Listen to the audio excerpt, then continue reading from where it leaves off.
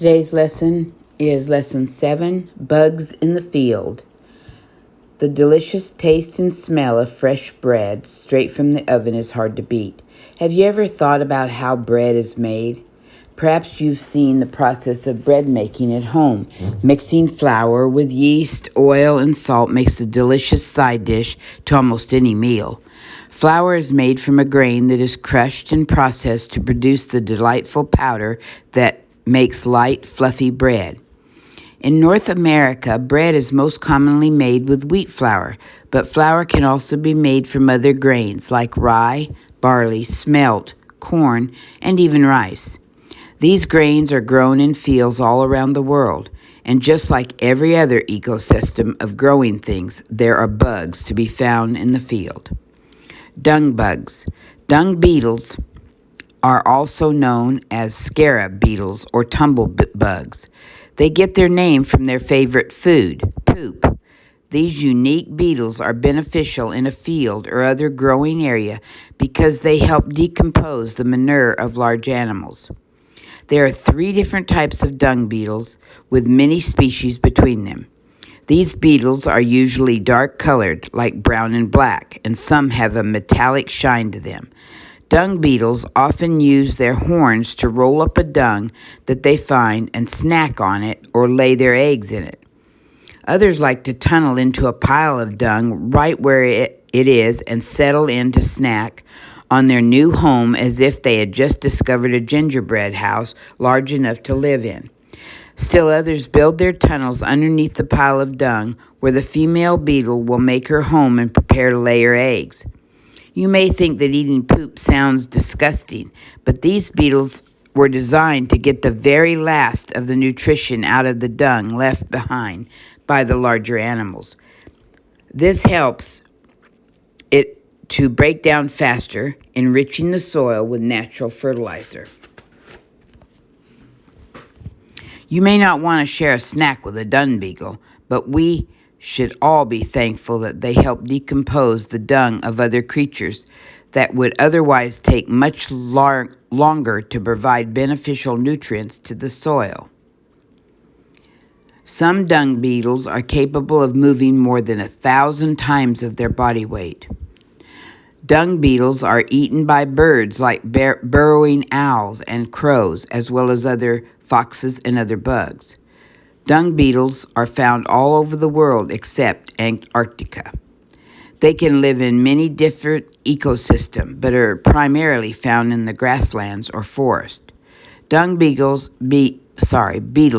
can eat their own weight in a dung in a 24-hour period. Some dung beetles have scoops on their heads, some have horns, and others have neither. Male dung beetles will fight for a female's attention, just like mammals who have antlers. Jumping spiders. There are around 5,000 species of jumping spiders. They do not trap their prey, but actively hunt them. These spiders are found in ecosystems varying from tropical to Arctic. Because they do not need strong structures to spin webs, they are often found in fields and contribute to the control of pests that might otherwise destroy crops. They often have a unique coloring and beautiful patterns. Their most distinctive features is their huge eyes. Jumping spiders have 8 simple eyes. The 2 big eyes in the center of their head are the eyes that they see the most detail. The other 3 pairs are positioned on the side and back of the jumping spider's head. They are used to look backward and detect motion. These diurnal bugs love sunshine and hunting during the daytime if it's sunny. They often retreat to warm, dry places on cloudy or rainy days. The way they stalk their prey has been described as similar to a cat, striking with speed and precision. These spiders have unique mating rituals. The males dance and even sing to attract a mate. But mating is a dangerous business in the world of jumping spiders. The female may decide she would rather snack on a potential mate than reproduce with him. The males wave their legs and make sounds that are transmitted through the ground to the female spider's sensory hairs. Some species can take up to an hour to perform their mating ritual, and once they have mated, there is no guarantee that the male will get to move on. Like a praying mantis, the female sometimes eats her mate.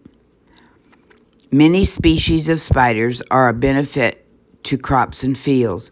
These predators help control the population of damaging insects and other creatures. Spiders are a part of a healthy and diverse ecosystem. If you have a hard time enjoying the acronids in God's creation, remind yourself that they can help keep pests off your food without the use of harsh chemicals.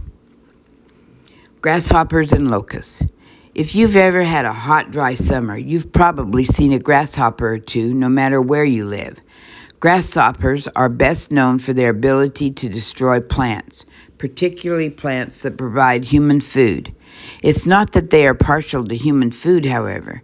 They will literally eat anything green that they happen to land on.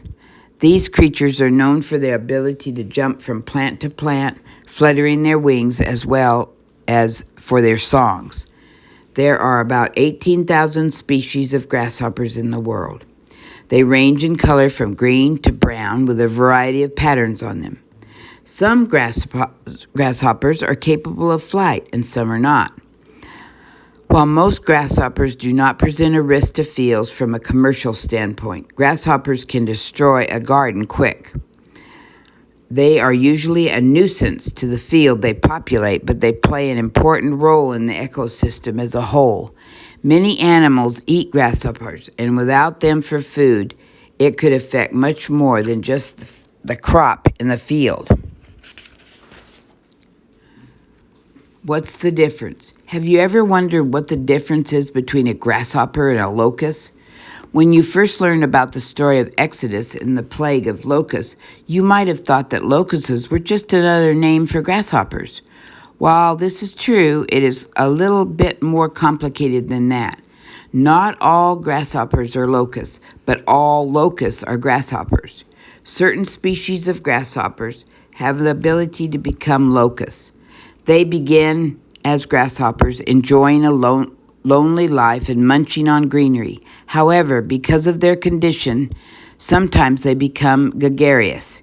These otherwise solitary bugs begin to act as a community.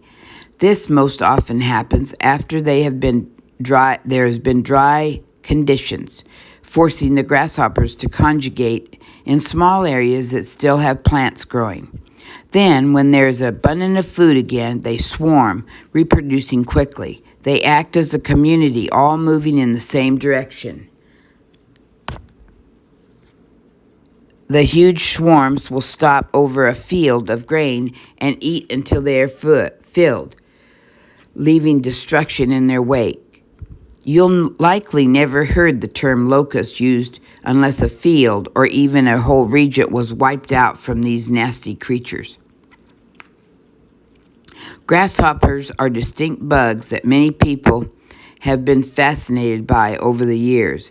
In some places in the world, they are considered an important source of protein. Remember John the Baptist? He ate locusts and honey in the wilderness. They remain an important food source for people and nations around the world. Fried bugs, including grasshoppers, are considered a treat in some places. People aren't the only ones who like to snack on grasshoppers.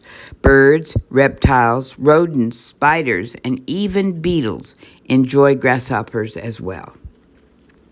Lacewing. In the last lesson, you learned about aphids and their predator ladybugs that live in gardens and forests.